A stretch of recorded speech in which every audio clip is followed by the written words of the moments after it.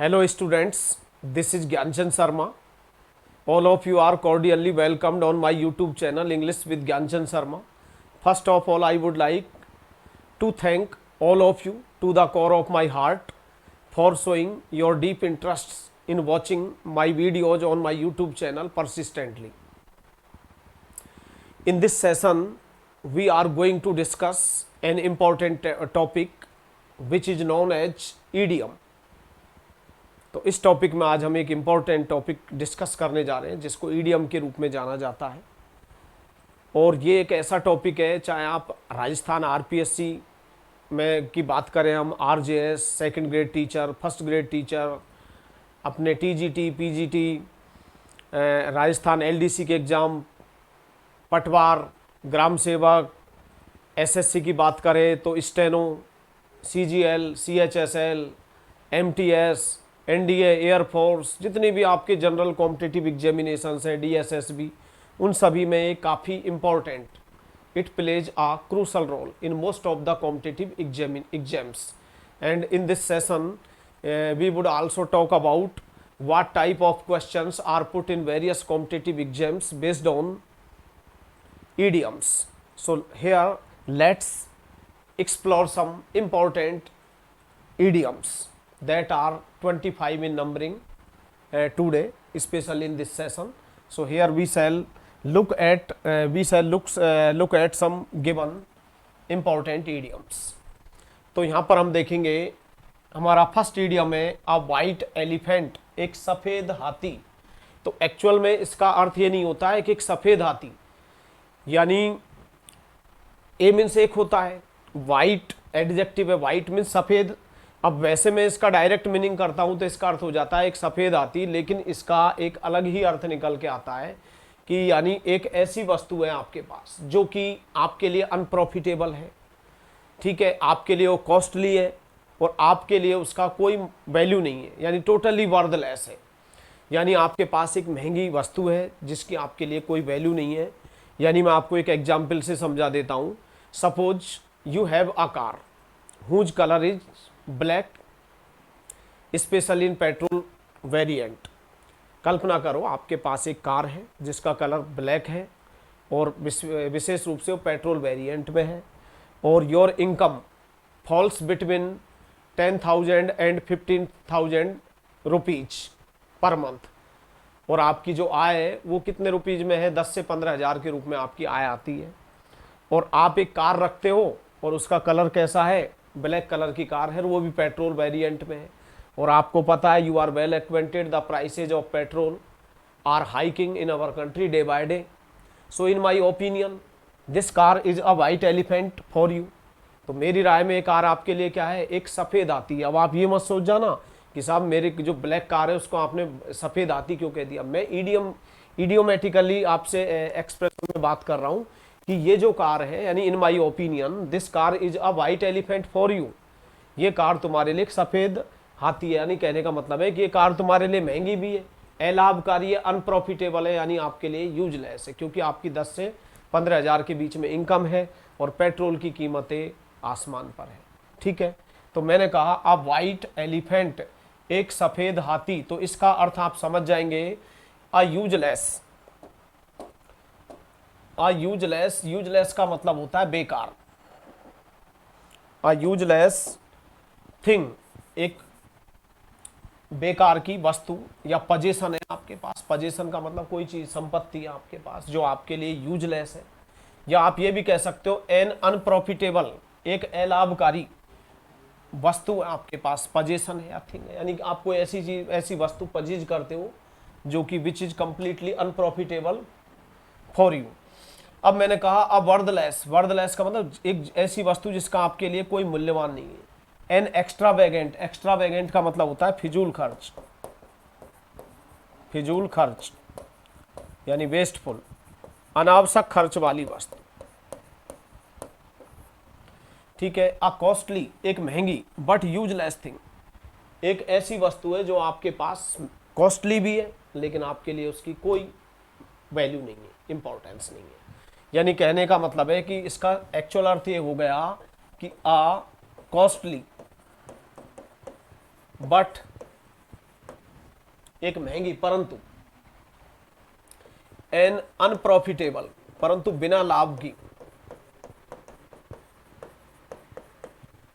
Thing यानी आपके पास कोई महंगी वस्तु है, संपत्ति है जो महंगी है परंतु आपके लिए अलाभकारी है, अनप्रॉफिटेबल, जिसका आपको कोई प्रॉफिट नहीं है। या मैं आपसे कहूं कि अ कॉस्टली बट परंतु अननेसेसरी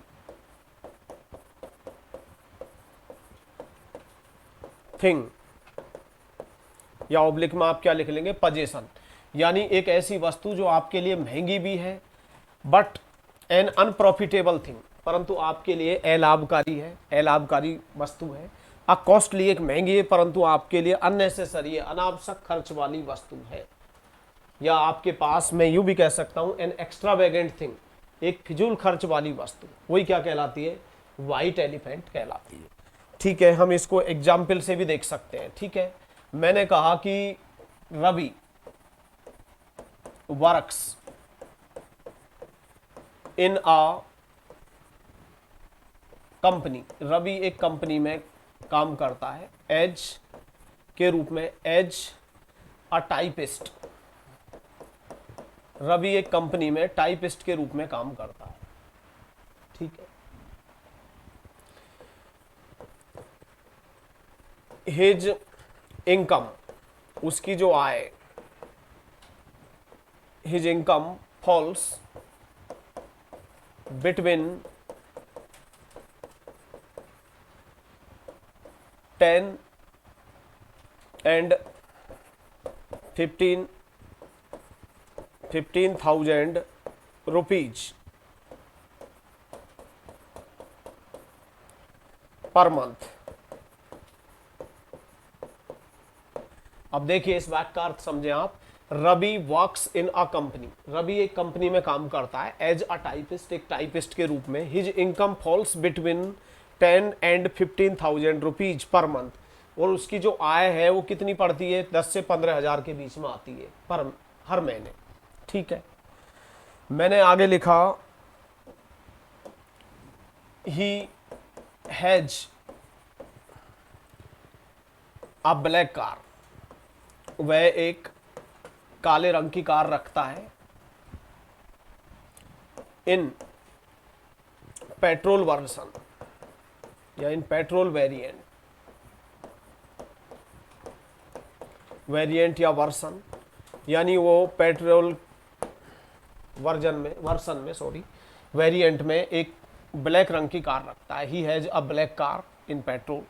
ठीक है, अब चूंकि उसके पास कार है और वो भी पेट्रोल में है और मंथली इनकम 10 से 15,000 के बीच में, तो मैं अपनी राय में बोल रहा हूँ, अब माने या नहीं माने, तो इन माई ओपिनियन, मेरी राय में, इन माई ओपिनियन, मेरी राय में, दिस कार, ये जो कार है, इज अ व्हाइट एलिफेंट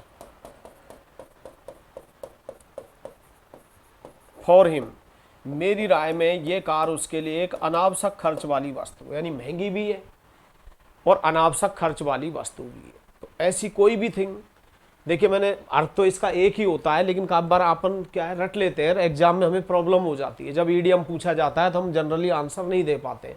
तो ये इस तरह से पूछ सकता है कि एक बेकार की वस्तु, एक अलाभकारी वस्तु, एक जिसका वर्दलेस, वर्दलेस का मतलब मूल्यहीन, जिसका कोई मूल्य नहीं हो, या एक फिजूल खर्च वाली वस्तु, या एक ऐसी वस्तु जो महंगी भी हो और आपके लिए अनावश्यक खर्च वाली भी हो। ठीक है, तो suppose you have a car, ठीक है, कल्पना करिए, suppose you have a car in black colour specially in petrol version, and I think this car is a white elephant for you. मैं यही कहूँगा कि ये कार आपके लिए अनावश्यक खर्च वाली वस्तु, क्योंकि the prices of petrol are hiking day by day. आगे देखेंगे। Next, let us move to the next idiom, all Greek. देखिए वर्ल्ड में सबसे जो डिफिकल्ट लैंग्वेज होती है या कॉम्प्लिकेटेड जो लैंग्वेज है वो है ग्रीक। कब बार आपको लगता है कि if anything is beyond your grasping, if anything is beyond your understanding, you can say whatever you say is all Greek to me, यानी जो कुछ तुम कहते हो वो सब मेरे लिए ग्रीक है। यानी अगर आपको लगता है कि कोई भी चीज, if anything is beyond your grasping, if anything is beyond your comprehension, if anything is beyond your understanding, then you can say that all Greek, that it's all Greek to me, कि ये सब कुछ मेरे लिए Greek है, यानी जो कुछ समझा नहीं जा सके। तो एक वर्ड होता है कि that which can be understood, जिसे समझा जा सके, that which can be understood, जिसे समझा जा सके, तो हम उसे क्या कहेंगे, कॉम्प्रीहेंसिबल। क्या कहेंगे, कॉम्प्रीहेंसिबल।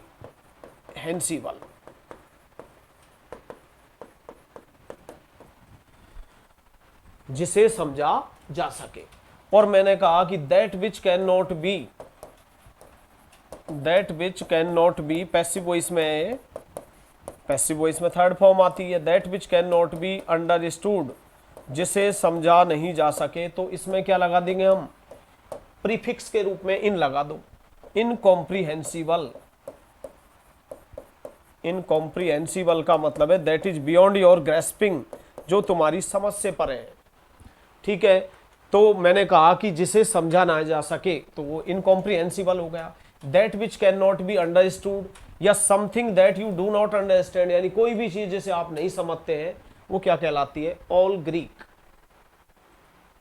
Have you any problem in grasping? If you find any difficulty specially in grasping, you can suggest me and you can have your ideas very graphically.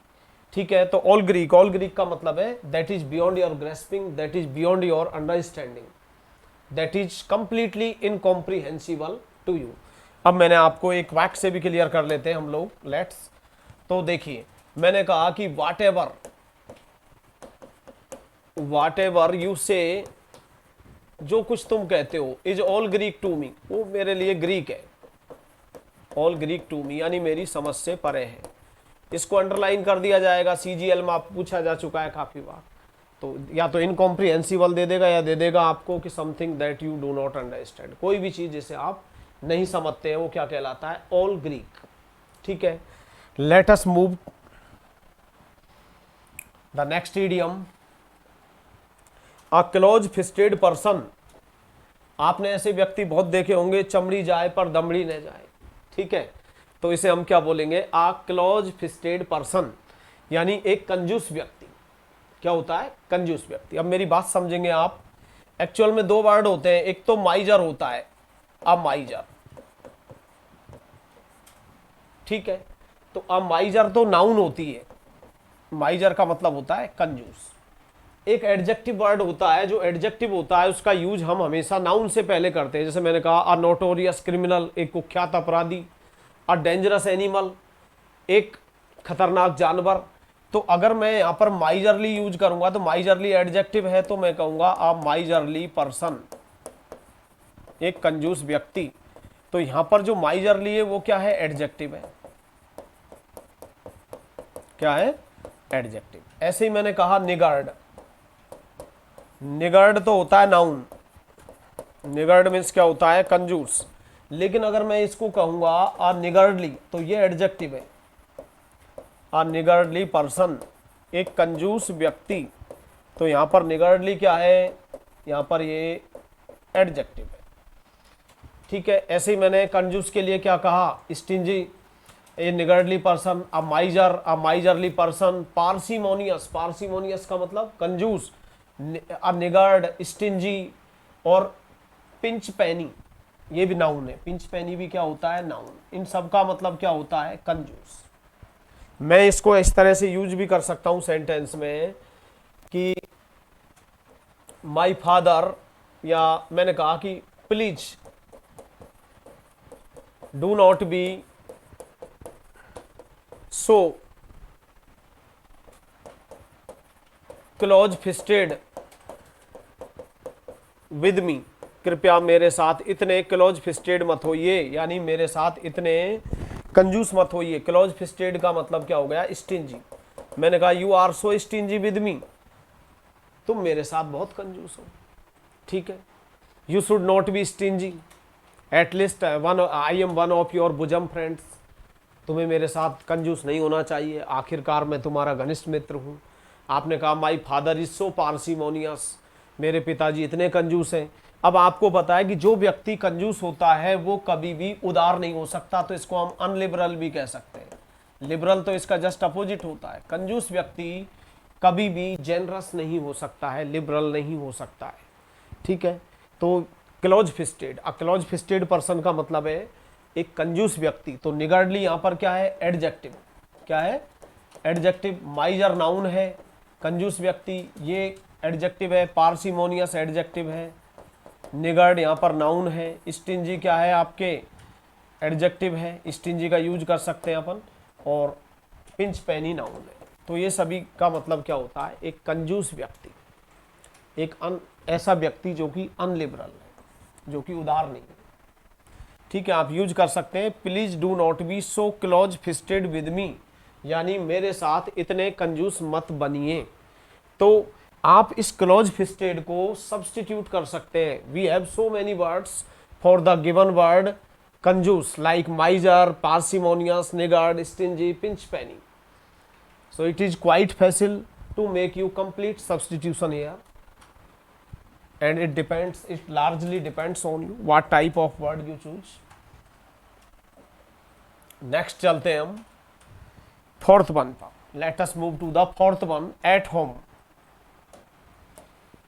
तो आज हम इस एट होम पर डिस्कस करेंगे। देखिए, एक एट होम तो होता है घर पर, कि पिताजी घर पर नहीं है, और एक एट होम होता है इंग्लिश में सेंटेंस पर डिपेंड होता है।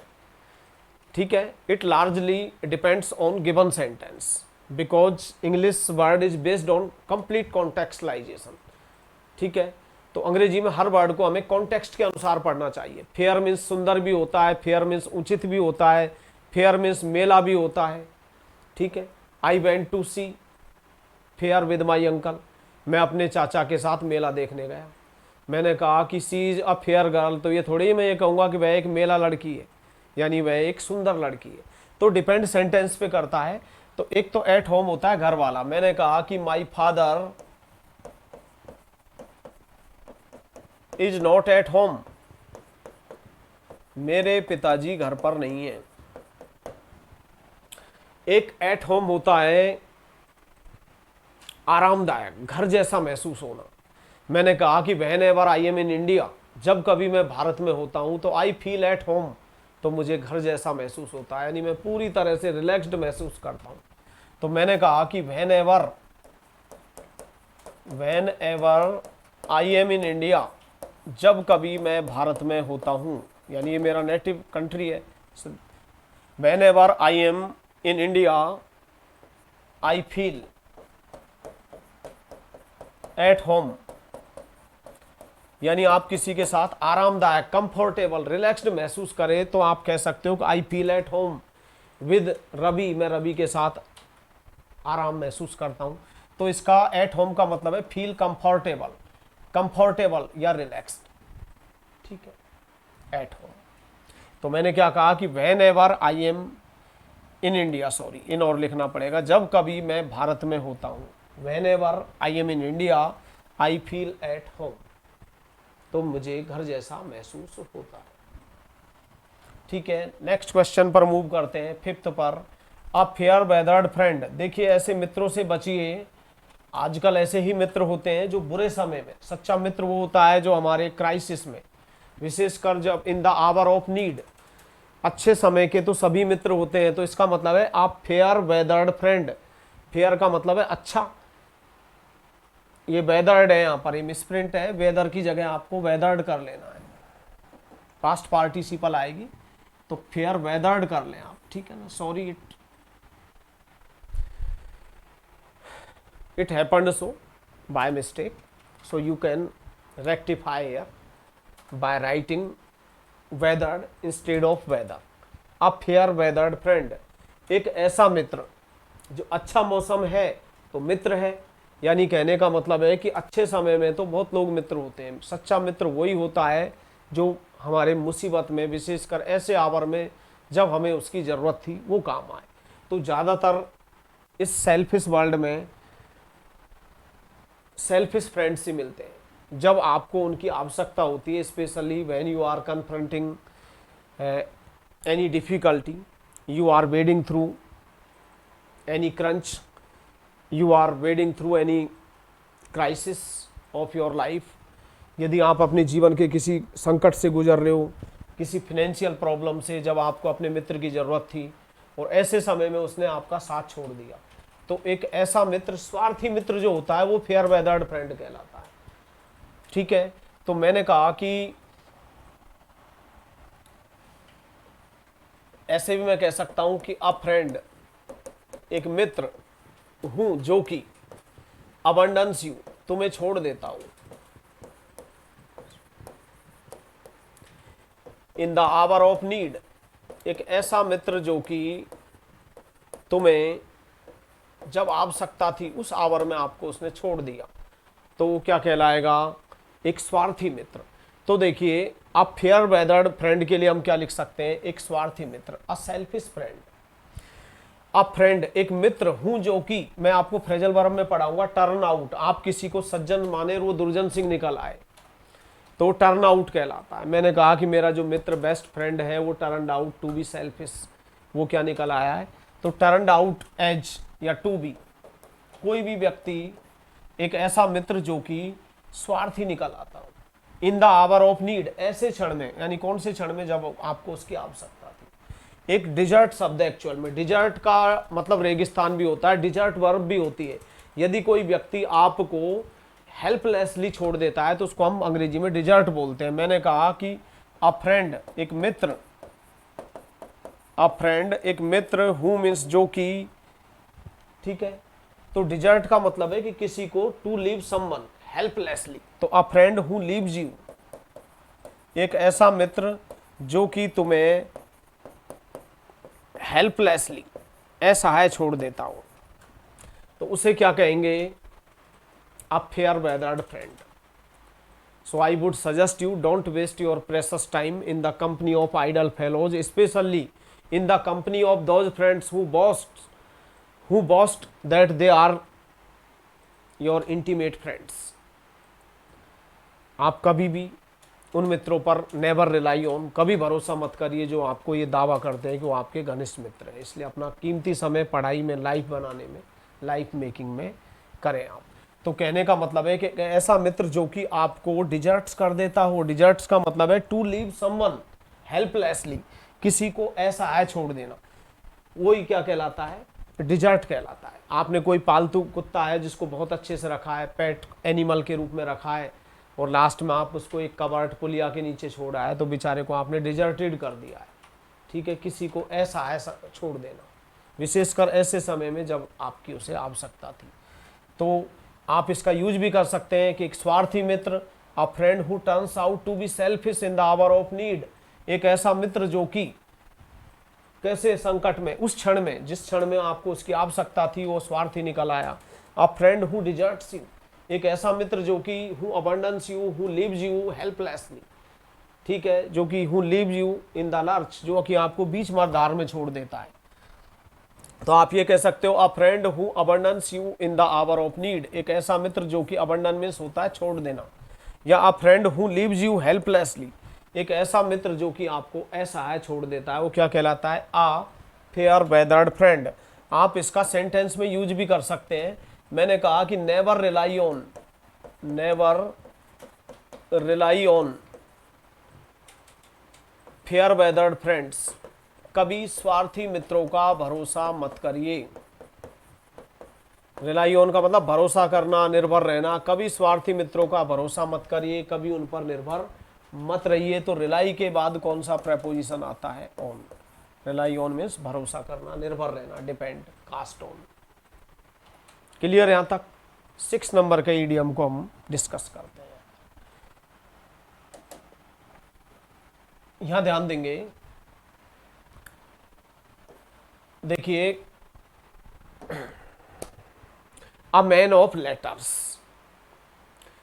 एक्चुअल में लेटर मीन्स पत्र भी होता है, बहुत सारे पत्र होते हैं, उनको हम लेटर्स भी बोलते हैं। लेटर में एस लगा के, जैसे गुड में एस लगा के एक प्लूरल नाउन बन जाती है, गुड्स, माल या सामान।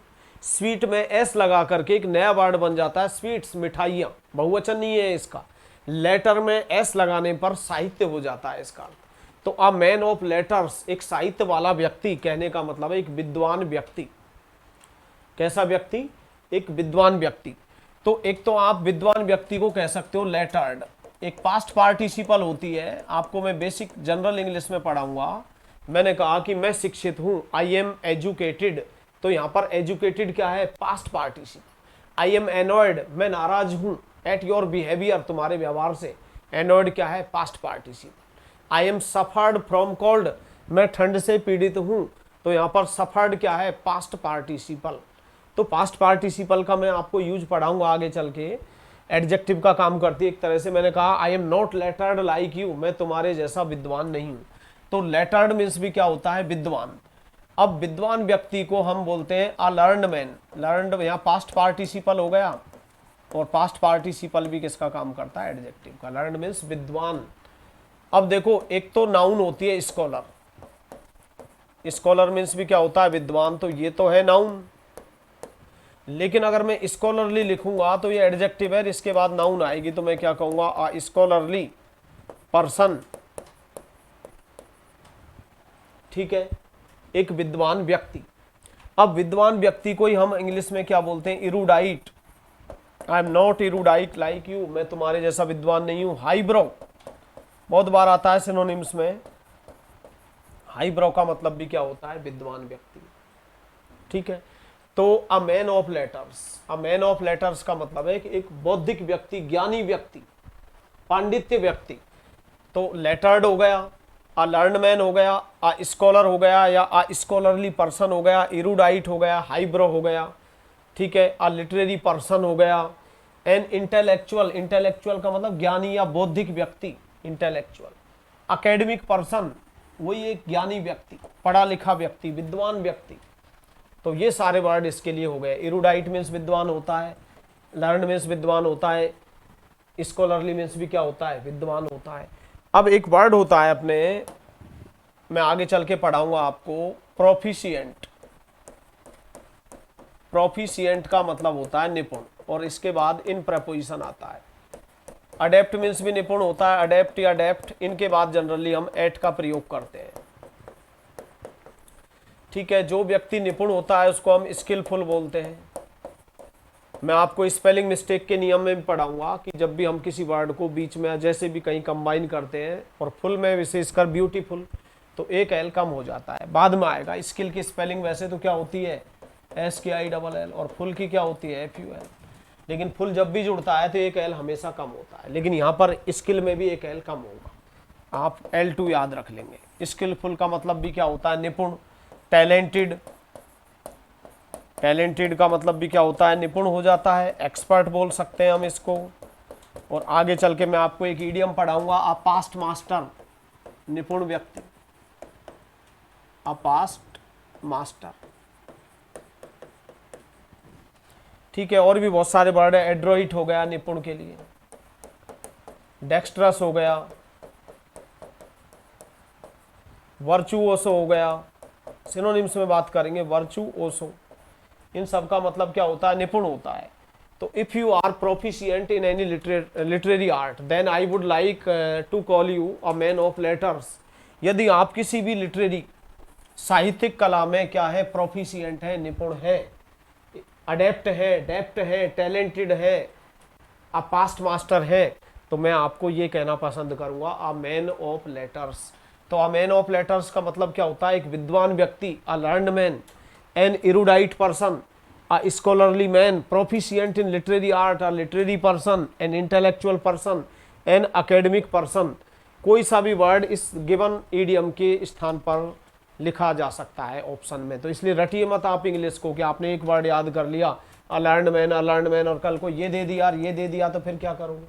तो इसलिए हर ईडियम को डीपली डिटेल में पढ़िए। ठीक है, और इससे ज़्यादा एक्सप्लेनेशन आपको कहीं नहीं मिलेगी। मैं हर ईडियम के बारे में आपको पूरी डिटेल में एक्सप्लेन कर रहा हूँ। ठीक है, एक विद्वान व्यक्ति, तो विद्वान व्यक्ति के लिए हम क्या बोलते हैं?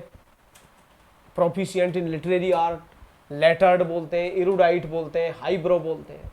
ठीक है, अब मैं सेंटेंस से भी इसका यूज करते हुए पढ़ सकते हैं कि आई am not a man of letters, I am not a man of letters like your brother, मैं तुम्हारे भाई की तरह विद्वान व्यक्ति नहीं हूँ, इंटेलेक्चुअल नहीं हूँ, अकेडमिक पर्सन नहीं हूँ। ठीक है, आई am not a man of letters like your brother, मैं तुम्हारे भाई की तरह विद्वान व्यक्ति नहीं हूँ। नेक्स्ट इडियम पर मूव करते हैं हम। A cock and a bull story, a cock and a bull story. देखिए कभी आपने नहीं पढ़ा होगा कि एक मुर्गे की और बैल की कहानी, मैंने तो कभी ऐसा सुना नहीं, और आपने भी नहीं सुना होगा कि a cock and a bull story भी होती है।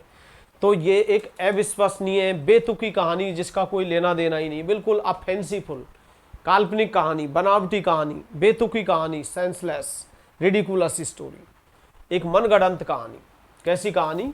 मनगढ़ंत। तो मैंने आपको फ्रेज में पढ़ाया था कि ऑल यू से या it seems a made up story, ये एक मनगढ़ंत कहानी प्रतीत होती है, मेड अप बोल सकते हैं। जो मनगढ़ंत होती है उसको हम एन इन्वेंटेड भी बोल सकते हैं, एन इन्वेंटेड स्टोरी।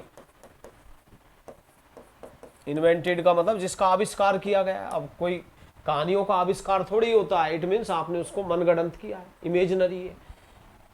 अब फैंसीफुल एक काल्पनिक, एंड रिडिकुलस स्टोरी एक बड़ी काल्पनिक और रिडिकुलस हास्यास्पद, जिसमें कोई तर्क नहीं है, वैसे मनगढ़ंत आपने बना ली तो वो भी क्या कहलाएगी आपके a cock and a bull story. ठीक है, तो मैंने कहा कि it's a made up story, an invented story, a fanciful. Fanciful का मतलब एक काल्पनिक और एक हास्यास्पद कहानी। या मैंने कहा कि N unbelievable, BELIE unbelievable story, एक ऐसी कहानी जिसका विश्वास नहीं किया जा सके। और जो मनगढ़ंत कहानी होती है उसको हम बोलते हैं कॉन्कॉक्टेड, CONCOCTED, कॉन्कॉक्टेड स्टोरी, एक मनगढ़ंत कहानी। और कॉन्कॉक्टेड को हम क्या बोल सकते हैं? Fabricated.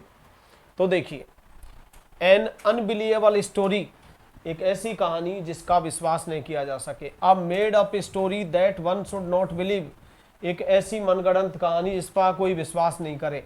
N invented story, a false story, a concocted story, an imaginary story, एक मनगढ़ंत कहानी, काल्पनिक कहानी, जिसको मैं यूं भी कह सकता हूं अ फैबुलस। फैबुलस का मतलब मनगढ़ंत, a fabulous and an absurd story, a fabulous and absurd. Absurd का मतलब बेतुकी, बेतुकी कहानी। ठीक है, इसको हम फैब्रिकेटेड भी बोल देते हैं, फैब्रिकेटेड स्टोरी, अ फैब्रिकेटेड स्टोरी, एक मनगढ़ंत कहानी। ठीक है, तो कोई भी ऐसी कहानी जिसका आप कभी विश्वास नहीं कर सके। एन इनक्रेडिबल, इनक्रेडिबल का मतलब भी क्या होता है? एन इनक्रेडिबल, एक अविश्वसनीय कहानी, एक ऐसी कहानी जिसका विश्वास नहीं किया जा सके। ठीक है, नेक्स्ट क्वेश्चन पे मूव करते हैं हम। अ रेड लेटर डे, यहां ध्यान देंगे आप। देखिए इसका मतलब ये नहीं हो गया कि एक लाल पत्र का दिन, मैंने वही कहा कि जैसे अब व्हाइट एलिफेंट है तो ये नहीं है कि इसका अर्थ हो गया एक सफेद हाथी। It means a costly but useless possession और थिंग फॉर यू। ठीक है, तो अ रेड लेटर डे, यदि आपके जीवन में ऐसी कोई घटना घटित होती है जो कि जिसको आप कभी भुला नहीं पाए, ठीक है, उल्लेखनीय, जैसे when India achieved freedom it was a red letter day for every Indian. जब भारत ने स्वतंत्रता प्राप्त की तो ये प्रत्येक भारतीय के लिए क्या था? एक महत्वपूर्ण दिवस था, उल्लेखनीय घटना, इतिहास की एक महत्वपूर्ण दिवस घटना, ये उल्लेखनीय दिन या चिर स्मरणीय मंगल दिन, जो भी आप हिंदी में बोलते हैं। ठीक है, तो देखिए महत्वपूर्ण को हम इंपॉर्टेंट भी बोल देते हैं। एक यादगार घटना, यादगार दिवस, सिग्निफिकेंट भी बोल देते हैं।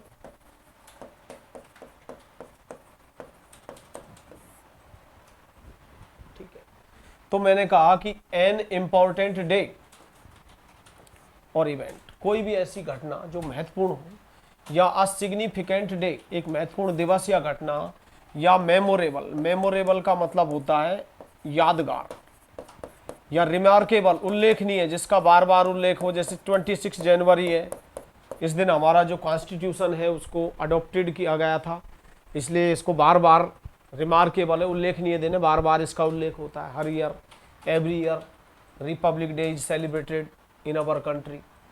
एक यादगार दिवस, a momentous day, momentous day, momentous का मतलब हो यादगार डे, या इसको हम एन इवेंटफुल भी बोल सकते हैं, इवेंटफुल का मतलब यादगार, मेमोरेबल।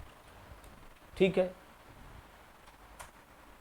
जैसे सेंटेंस में यूज कर सकते हैं, when India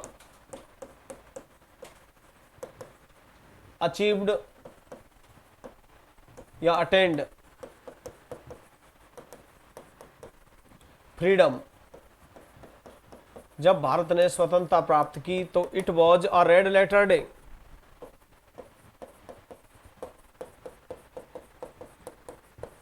in Indian history, तो ये भारतीय इतिहास में एक महत्वपूर्ण या उल्लेखनीय घटना थी। कौन सी वाली घटना? जब भारत ने स्वतंत्रता प्राप्त की। तो अ रेड लेटर डे का मतलब है a remarkable, a memorable, a moments, या एन इवेंटफुल डे या इवेंट, ऐसी कोई घटना यादगार है जो मोमेंटस है, उसे ही हम क्या बोलेंगे? अ रेड लेटर डे। ठीक है, नेक्स्ट ईडियम पर मूव, नेक्स्ट क्वेश्चन में, सॉरी ईडियम पर हम मूव करते हैं। एन ऑयली टंग, चाटुकारिता नहीं करते हैं काफी लोग, चाटुकारिता होता है यानी चापलूसी। एन ऑयली टंग, चापलूसी के शब्द, चाटुकारिता। अब मैं आपको थोड़ा सा क्लियर कर देता हूं। एक वर्ड होता है FAWN, फोन, FAWN, इस पे प्रेपोजिशन पूछा जाता है, फिक्स्ड याद कर लेंगे, फोन ऑन, चापलूसी करना। चापलूसी में आप क्या करते हो? किसी को परसुएड करते हो, राजी करते हो, खुशामद करते हो एक तरह से। ठीक है, फ्लैटर, फ्लैटर मीन्स भी क्या होता है? चापलूसी करना, या एजुलेट, एजुलेट मीन्स भी क्या होता है? चापलूसी करना। ठीक है, तो फोन, फोन के बाद क्या आता है? ऑन शब्द आता है, फोन ऑन, चापलूसी करना। अब इससे एक वर्ड बनता है फ्लैटरर, चापलूस। कौन सा वर्ड बनता है? फ्लैटरर, चापलूस, FLATTERER।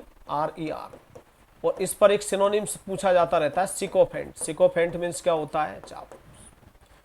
अब फ्लैटरर से हमने एक नया वर्ड और बना दिया, फ्लैटरी, एब्स्ट्रैक्ट नाउन। कौन सी नाउन है? Abstract noun. फ्लैटरी को चापलूसी कहीं दिखाई थोड़ी देती है। इसी को हम क्या बोलते हैं? सिकोफेंसी, सिकोफेंसी, चापलूसी, चाटुकारिता। फोनिंग, FAWNING, फोनिंग मीन्स भी क्या होता है? चापलूसी। ठीक है, तो ऐसे वर्ड जो फुल ऑफ प्रेज, प्रशंसा से जो वर्ड भरे हुए हैं, यानी वर्ड्स फुल ऑफ प्रेज, और जहां प्रशंसा पूरी तरह से भरी हुई है, तो इसका मतलब वो चाटुकारिता हो गई, जिसको हम सिकोफेंसी बोलते हैं। तो an oily tongue, words of flattery, flattering words आ सकता है, फोनिंग आ सकता है, सिकोफेंसी आ सकता है, इनमें से कोई एक ऑप्शन आएगा। या वर्ड्स फुल ऑफ प्रेज, ऐसे शब्द जो कि किससे? चापलूसी से भरे हुए, उसे हम क्या बोलते हैं? एन ऑयली टंग। एक्चुअल में हम वर्ड फॉर्मेशन भी मैं आपको सिखाऊंगा। फ्लैटर वर्ब होती है, चापलूसी करना। फ्लैटरर नाउन बन जाती है, चापलूस, और फ्लैटर से हमने एक नाउन बना दी, एब्स्ट्रैक्ट नाउन, क्या बन गई? फ्लैटरी। फोन से फोनिंग, सिकोफेंट से सिकोफेंसी। ठीक है, अब हम नेक्स्ट वर्ड पर, या आप यूज भी कर सकते हैं इसका, Ramlal tries to win my heart, Ramlal मेरा दिल जीतने का प्रयास करता है। थ्रू एन ऑयली टंग, तेलीय वाणी, तेलीय वाणी का मतलब ऐसी वाणी जिसमें तेल लगा हुआ है, अर्थात चापलूसी के, यानी रामलाल चाटुकारिता से मेरा दिल जीतने का प्रयास करता है। It means Ramlal tries to win my heart through an oily tongue, it means through sycophancy, through fawning, through words full of praise. तो एन ऑयली टंग काफी इंपॉर्टेंट इडियम है। It occurs in most of the competitive exams, so it's one of your utmost duties that you should learn this associated given word by heart as per my advice। Next word पर चलते हैं। At the 11th hour, at the 11th hour कब पर लिखा आता है? India won the match at the 11th hour, एन मौके पर, अंतिम क्षण पे, एट द लास्ट मोमेंट। देखिए एक बार ये प्रपोजिशन में भी मदद करता है। सीजीएल के पेपर में पूछ लिया है इससे कि इन द 11th आवर, उसमें सेंटेंस इंप्रूवमेंट में। अब मैंने तुरंत गलत कर दिया क्योंकि इन द 11th आवर होता ही नहीं है, तो फिक्स है एट द 11th आवर। मैंने कहा कि एन मौके पर, at the last possible moment, just in time, ठीक समय पर, एट अ लास्ट स्टेज, ठीक है, अंतिम क्षण में, आखिरी मौके पर। मैंने कहा India won the match, India won the match. और कल को आपसे प्रपोजिशन पूछ लिया द 11th आवर, अब मेरे मुहावरा याद है तो मैं तुरंत किसका यूज कर दूंगा? एट का, कि भारत ने एन मौके पर, it means at the last moment, at the last moment, at a last stage, just in time, ठीक समय पर, एन मौके पर। तो इसको हम क्या कहेंगे? India won the match at the last moment. अब ब्लैक ऑक्स, काफी लोग कहते हैं कि अरे वो तो ब्लैक ऑक्स है। तो ब्लैक ऑक्स का मतलब है बैड लक, दुर्भाग्य, ठीक है, इल फॉर्चून, दुर्भाग्य, bad luck.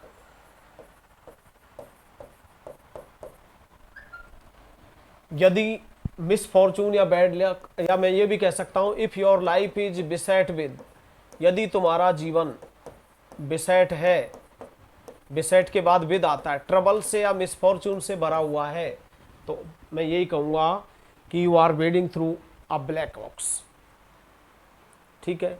Your life may be a black ox if you are going through any financial crunch amid this ongoing virulent disease called corona virus.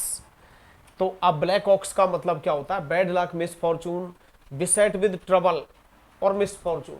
यदि आपका जीवन किससे घिरा हुआ है? परेशानियों से और मिसफॉर्चून से, दुर्भाग्य से, तो आप कह सकते हैं कि it's a black ox for you, ठीक है। नेक्स्ट इडियम पर मूव करते हैं हम। एट डैगर्स ड्रोन, देखिए एसबीआई बैंक में प्रपोजिशन में सेंटेंस इंप्रूवमेंट में पूछ रखा है। अब अगर आपकी याद नहीं है, देखो जनरल इंग्लिश का मतलब ओवरऑल इंग्लिश पढ़ना, रटी रटाई इंग्लिश नहीं। विद डैगर्स ड्रोन, ये 2007 में एसबीआई में पूछा गया है। With daggers drone, drone means होता है, अब डैगर्स ड्रोन, तलवार। अब विद डैगर्स ड्रोन होता ही नहीं है। मेरे तो याद था कि एट डैगर्स ड्रोन, तो मैंने तुरंत आंसर सही कर दिया। अगर आपके ईडीएम याद नहीं होगा तो आप कभी भी इसको एग्जाम में सही नहीं कर सकते। एट डैगर्स ड्रोन का मतलब है खुली शत्रुता, जग जाहिर दुश्मनी, एक ऐसी दुश्मनी जो कि बिल्कुल ओपन है, ठीक है। जैसे आप सभी को पता है कि both India and Pakistan are at daggers drawn since partition. विभाजन से ही भारत और पाकिस्तान किस पर है? डैगर्स ड्रोन, उनके बीच में खुली दुश्मनी है, खुली शत्रुता। तो एक्चुअल में एक वर्ड होता है हॉस्टाइल। हॉस्टाइल मीन्स होता है अनफ्रेंडली, हॉस्टाइल टू। तो दुश्मनी के लिए क्या आ जाएगा? हॉस्टिलिटी, हॉस्टिलिटी दुश्मनी, एनिमिटी दुश्मनी, एनिमोसिटी दुश्मनी, एक्रीमोनी कड़वाहट या दुश्मनी। एक्रीमोनी का मतलब भी क्या होता है? कड़वाहट या दुश्मनी। तो अगर आपके बीच में खुली दुश्मनी है, जग जाहिर दुश्मनी है, तो मैं कह सकता हूं to have an open enmity, enmity खुली दुश्मनी होना, टू हैव ओपन एनिमिटी यानी दो के बीच में, या टू बी बिटरली, कटु रूप से, मतलब थोड़ी बहुत नहीं, कट्टर दुश्मनी है आपके बीच में, to be bitterly hostile to each other या वन अनदर, यदि आप एक दूसरे के प्रति कट्टर दुश्मनी रखते हो तो मैं यही कहूंगा कि you are at daggers drawn. ठीक है, both India and Pakistan seem to be at daggers drawn. ठीक है, तो टू हैव बिटर एनिमोसिटी, आपके अंदर एनिमोसिटी का मतलब कटु दुश्मनी है, एक्रीमनी है, एनिमिटी है, तो you are at daggers drawn. ठीक है, नेक्स्ट ईडियम पर मूव करते हैं हम। एट सी, देखिए आप इसका अर्थ ये नहीं निकाल लेना कि मैं समुद्र पर हूं।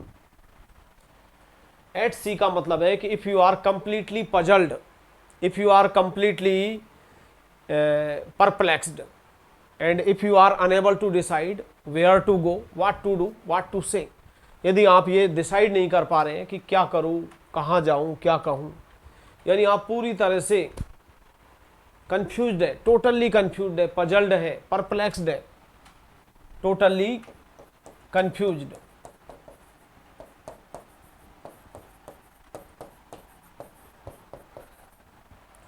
या परप्लेक्स्ड है, बेचैन है, हताश है, आप पूरी तरह से कंफ्यूज्ड है।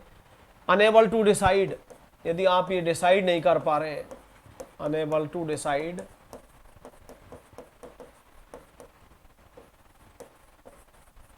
व्हाट टू डू, क्या किया जाए,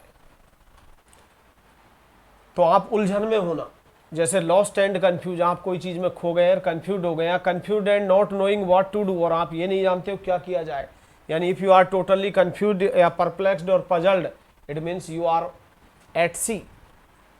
यू मत कहना कि हाँ मैं समुद्र पर हूं, नो, एट सी का मतलब उलझन में होना, मुसीबत में, मतलब एक तरह से पूरी तरह से उलझन में होना, दुविधा में होना। At snail's pace, snail means होता है घेंगा, घोंगा एक जानवर होता है, वो बड़ी धीमी गति से चलता है। यदि आप कोई भी काम बड़ी धीमी गति से कर रहे हैं, वेरी स्लोली या एक्सट्रीमली स्लोली, बहुत ही धीरे धीरे गति से जो काम करते हैं, ठीक है ना, यदि, तो उसे हम क्या बोलेंगे, एट स्नेल स्पेस।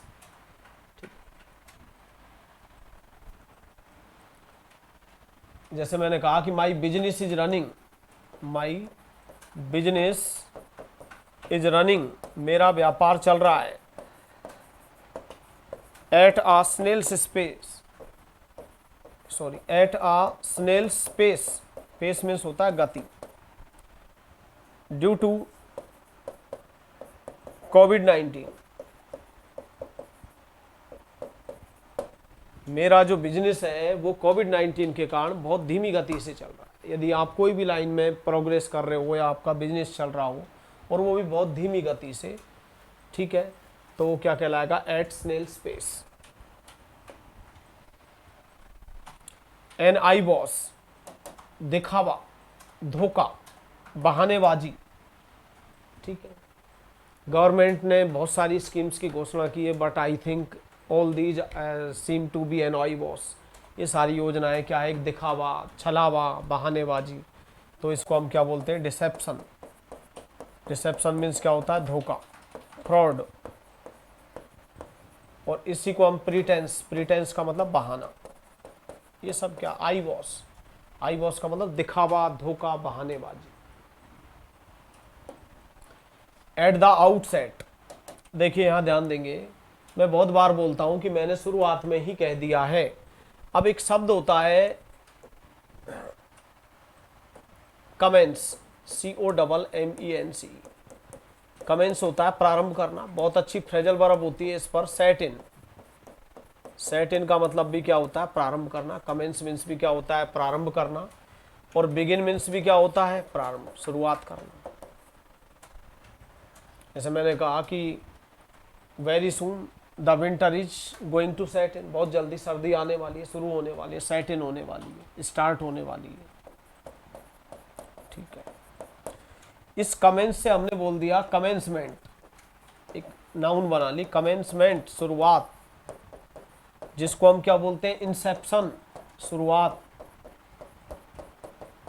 बिगिनिंग,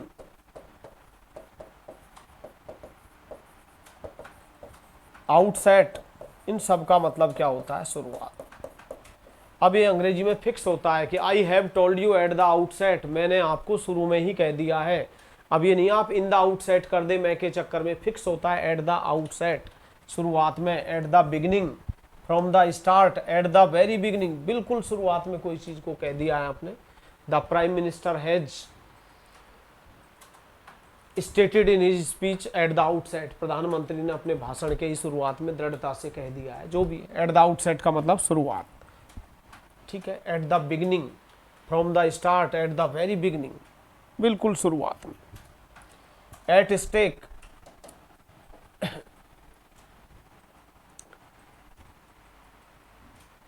मैंने कहा there are so many whose life seems to be at stake due to कोविड-19। आज बहुत सारे लोग हैं जिनका जीवन खतरे में है, इन डेंजर में। इन अडेंजर खतरे में क्यों है, कोरोना वायरस की वजह से, because they are completely jobless हो चुके हैं। There are so many whose budget has gone haywire, बहुत लोग हैं जिनका बजट डगमगा गया है। तो अगर आप रिस्क में है, if you are at risk and completely feel insecured, it means you are at stake. There are so many politicians in various parties whose lives, whose career seems to be at stake. बहुत सारे politicians हैं, अब विभिन्न राजनीतिक दलों में जिनका राजनीतिक जीवन है वो बिल्कुल खतरे में, दाव पर है।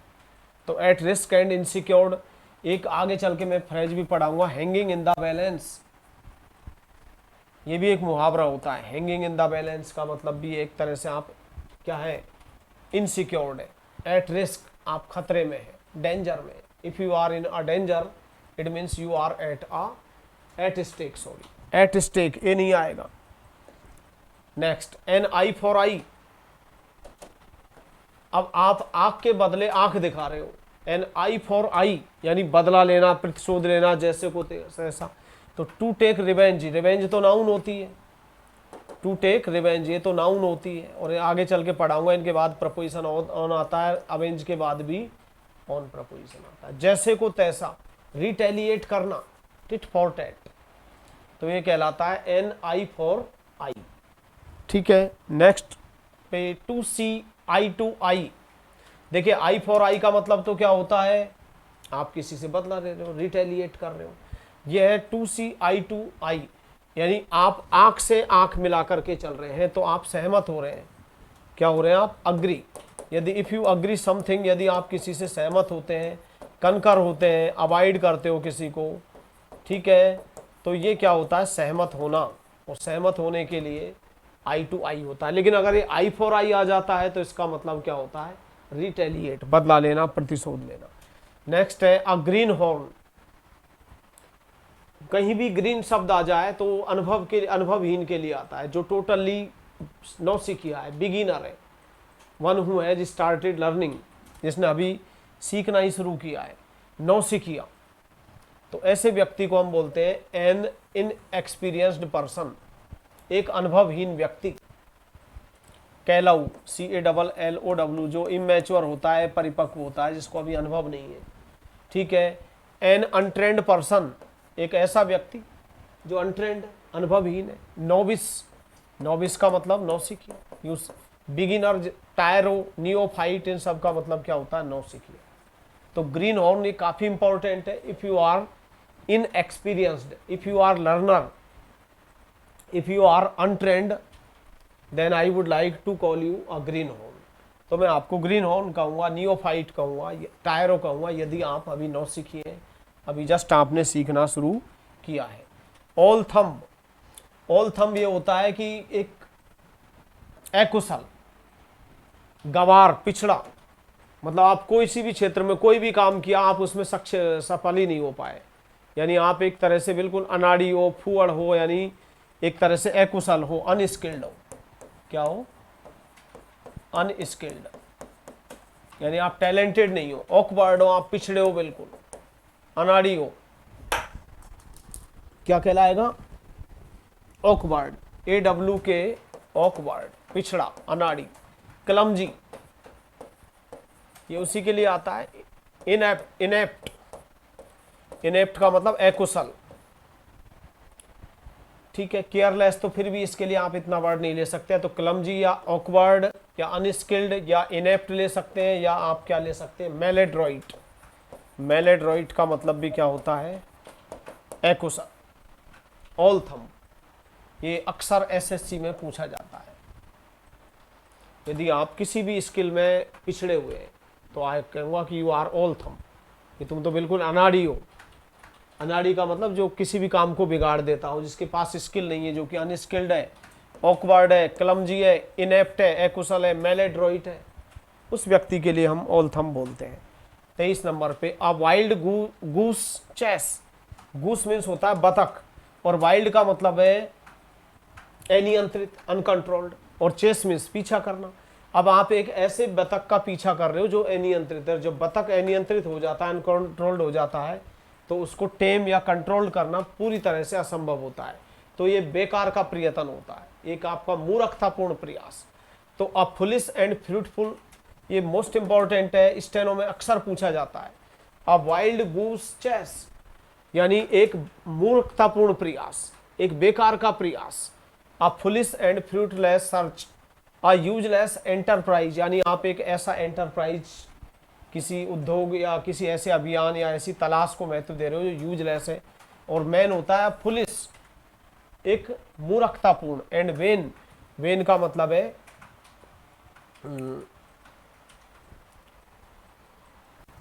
व्यर्थ, और अटेम्प्ट मीन्स क्या होता है? प्रयास। तो एक ऐसा प्रयास, एक बेकार का और व्यर्थ प्रयत्न जो होता है, उसे हम क्या बोलते हैं? A wild goose chase. Next idiom पर चलते हैं। A wolf in sheep's clothing. आज बहुत लोग हैं जो धर्म के नाम पर बड़े बड़े संत बनते हैं, बाद में इवेंचुअली पता चलता है कि in reality they are a wolf, they are wolf in sheep's clothing. यानी एक ऐसा व्यक्ति है जो भेड़ के कपड़ों में गडरिया, यानी सॉरी, शिप्स क्लॉथिंग। आपने क्या है? भेड़ के कपड़े पहन रखे, हकीकत में आप क्या हो? वुल्फ हो। वुल्फ का मतलब भेड़िए हो। तो एक पाखंडी व्यक्ति, ढोंगी व्यक्ति, ठीक है, एक कपटी व्यक्ति। आ हिपोक्रेट, हिपोक्रेट का मतलब है एक पाखंडी व्यक्ति, ट्रेचरस, दगेबाज, धोखेबाज, कपटी व्यक्ति। डिसीटफुल, जिसमें कपटी कपट भरा हुआ, डिसीटफुल पर्सन, यानी अ डेंजरस पर्सन, एक ऐसा खतरनाक व्यक्ति हूं जो कि प्रीटेंड्स, बहाना बनाता है, टू बी हार्मलेस, कि उससे तुम्हें कोई हानि नहीं है, लेकिन हकीकत में वो तो एक गडरिया है, सॉरी एक भेड़िया है। किसके कपड़ों में? भेड़ के, ठीक है। ऐसे बहुत लोग हैं जो शुरू में आपको बहुत अच्छे दिखते हैं, लेकिन लास्ट में पता लगता है कि in reality that person was a wolf in sheep's clothing, कि वो तो वो सॉरी भेड़िया निकला, किसके? भेड़ के कपड़ों में। तो एक ऐसा पाखंडी व्यक्ति, एक ऐसा दुष्ट व्यक्ति जो कि खतरनाक है, बहुत खतरनाक है, लेकिन वो आपको ऐसा बहाना बनाता है मानो कि उससे आपको किसी भी प्रकार की हानि नहीं है। तो आप हिपोक्रेट बोल सकते हैं, अ ट्रेचरस बोल सकते हैं, डिसीटफुल पर्सन बोल सकते हैं, या a dangerous person who pretends to be harmless, एक ऐसा व्यक्ति, एक ऐसा खतरनाक व्यक्ति जो कि ऐसा शो करता है कि मानो कि वो बहुत ही सज्जन है और उससे आपको किसी प्रकार का कोई खतरा नहीं है। अब ऐसे at a loss, at a loss का मतलब ये नहीं है कि हानि में, कि मैं हानि में हूँ। एट अ लॉस का मतलब वही घबरा जाना, ये उसी से बेस्ड ऑन सिमिलर वर्ड है एट सी का ही। यदि आप कंफ्यूज्ड हैं, आप बेचैन हैं, आप डिसाइड नहीं कर पा रहे हैं कि मुझे क्या करना है, कहाँ जाना है, if you are unable to decide where to do, sorry what to do, where to go, तो ये सब के लिए to be completely confuse. Unable to decide, आप डिसाइड ही नहीं कर पा रहे हैं कि करना क्या है। To be perplexed, not knowing, आप ये नहीं जानते हैं कि what to say, what to do, क्या किया जाए, तो ये भी क्या कहलाएगा, एट अ लॉस। ठीक है, नेक्स्ट है, काफी इंपॉर्टेंट वर्ड है, अबव बोर्ड, सीधा साधा ईमानदार व्यक्ति, मुंह फट, जो बिल्कुल खरा खरा बोलता है, तो उसे हम क्या बोलते हैं, अबव बोर्ड। राजस्थान की एग्जाम में भी ये बहुत ज्यादा पूछा जाता है। तो सीधा साधे को हम क्या बोलते हैं, स्ट्रेट फॉरवर्ड। थोड़ा गलत लिख रहा है, सही कर लेना। Straight forward, STRAIGHT, straight forward का मतलब है सीधा साधा।